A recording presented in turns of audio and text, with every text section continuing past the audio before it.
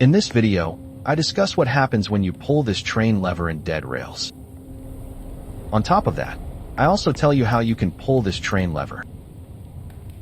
Well, this lever is a train horn, and when you pull it, a loud train horn starts, which is helpful to tell your friends that it's time to move on. It is also helpful to alert someone who comes in the train's way. Well, you can only pull this lever with bare hands. If you carry anything like a sack, gun, or shovel in your hands, then it won't work. So, you can trigger this horn only with empty hands. Additionally, you can also use this train horn from a distance.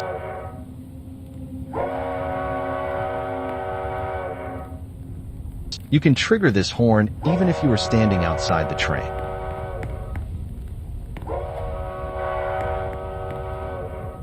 I hope now you learn how to use this train lever and what its functionality is.